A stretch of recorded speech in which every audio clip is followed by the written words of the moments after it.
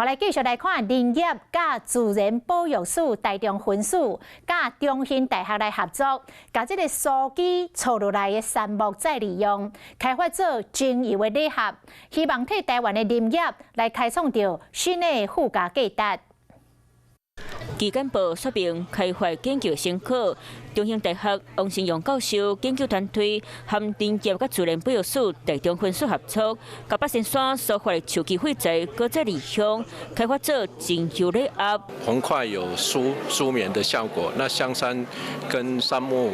有木质的味道林业保育署台中分署讲，八仙山早期的林工男所发的打茶，大部分可能伫咧现场或者是拼现色，不过配合中央林局的专材利用政策，2027年资金率达到5%为目标，委托中兴大学研究团队将保培养三下提炼出精油。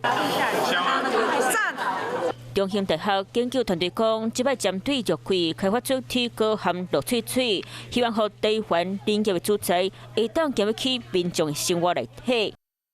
Hello， 我是雷亚，想要抢先掌握最及时的新闻资讯吗？赶快订阅、按赞、开启小铃铛，锁定华视新闻 YouTube 频道。